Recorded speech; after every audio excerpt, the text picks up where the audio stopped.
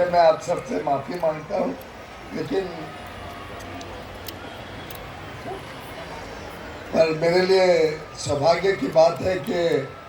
वर्षों वर्षों से इस समिति की रामलीला के साथ जुड़ा हुआ हूँ और ऐसा कोई वर्ष नहीं है जो दिल्ली में रहते हुए यहाँ पे आने का मौका नहीं मिला। अधिकांश तो रामलीला के समय आते हैं, पर आज ये नया पहलू देख के और भी आनंद आया कि पुरानी यादें भी बहुत साझा हो गई। हरिओम पवार जी को सबसे पहले मैं मिला था जब मैं मात्र 13 वर्ष का था, 1977 में, और मुंबई के चौपाटी के सैंड्स के ऊपर, उसके रेत के ऊपर, समुद्र के तट पर इमरजेंसी खत्म होने के बाद जब जनता पार्टी सरकार में आई थी तो जनता की पुकार नाम से एक कवि सम्मेलन दसरा के अगले दिन आज तक चलता है। आज लगभग इस बार 46 साल हो जाएंगे, आज भी चलता है। लेकिन सबसे पहले वहाँ पे सुनने का मौका मिला, शायद मेरे जीवन का भी पहला कवि सम्मेलन था, पर तब से लेके जो कवियों ने इस देश की परंपरा को, इस देश के इतिहास को, इस देश की मानवता को, इस देश के राष्ट्रवाद को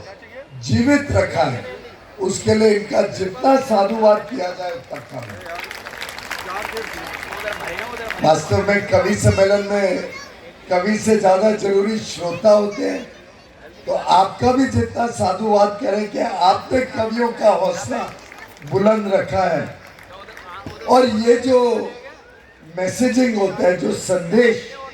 हमारे कवि अपने शैली में, अपने हास्य में कई बार बड़े इंटेंस, हरिओम जी तो बड़े इंटेंस हो जाते हैं कविता बोलते बोलते, लेकिन वास्तव में कवि सम्मेलन ऐसी चीज है जिससे जाने का कभी दिल भी नहीं करता है। हरियाणा से हूँ, बात सही है, और हरियाणा का आपने मुझे थोड़ा चैलेंज भी कर दिया, तो इच्छा है कि मैं रुक पाऊँ एंड तक, पर दुर्भाग्य ये भी है कि हरियाणा से मैं मुंबई चला गया, और मुंबई में हर एक चीज फटाफट होती है, तो कई सारी चीजें करने की आदत पड़ जाती है, मल्टीटास्किंग की भी आदत पड़ती है, और मुझे और 2-3 कार्यक्रम में जाना है, इससे रुक नहीं पाऊंगा। लेकिन धीरज जी को, गोंडी जी को और सभी आयोजकों को बधाई देना चाहता हूं कि 100 वर्ष पुरानी इस रामलीला समिति ने जो देश की धरोहर है उसको जीवित रखा। ये वर्ष 100 वर्ष इस रामलीला का होने जा रहा है, और कोई भी संस्था जो 100 वर्ष तक इस हमारी आधुनिक परंपरा को जीवित रखे, मैं समझता हूँ ये देश सेवा है, और हमारे धर्म को, हमारे आस्था को, हमारे अस्तित्व को जीवित रखने का जो काम आपने पीढ़ी दर पीढ़ी किया है, उसके लिए आप सभी को बहुत बहुत बधाई, दिल की गहराइयों से बधाई। और इसी प्रकार आप आगे भी अगली पीढ़ियों में भी इस संदेशा को चालू रखें, हम सबको भी रामलीला का स्वाद मिलता रहे। और ये जो कवि सम्मेलन का नया एलिमेंट, रामलीला कब से शुरू हुई कवि सम्मेलन? ये भी सालों से चल गया। अच्छा, तो मुझे बुलाया नहीं है धीरज जी, आपने ये शिकायत है। अगले साल से मैं भी ऐसे प्लान करूंगा कि पूरे समय बैठ सको और अंत में हरिओम पवार जी को भी सुन सको। तो आप सबको बहुत बहुत शुभकामनाएं।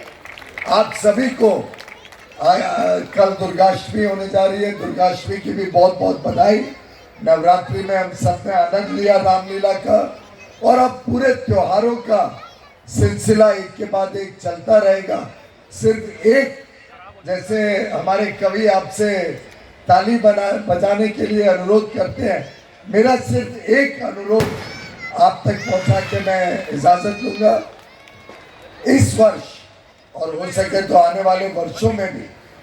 हम त्योहारों में जितनी खरीद करें जो भी एक दूसरे को गिफ्ट देते हैं, एक दूसरे का लेन देन होता है, घरों में जाते हैं लोगों के कुछ ना कुछ भेंट लेके, जितनी खरीद हम त्योहारों में करें वो भारत में बने हुए वस्तुओं की करें,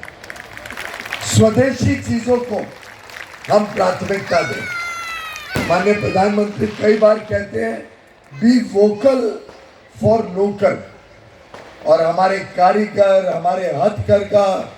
हमारे विश्वकर्मा इतनी अच्छी अच्छी चीजें बनाते हैं, गुणवत्ता वाली चीजें बनाते हैं। आप सबसे अनुरोध है, आप जो भी खरीदें त्योहारों के मौसम में, शादी ब्याह भी बहुत सारी होंगी आने वाले दिनों में,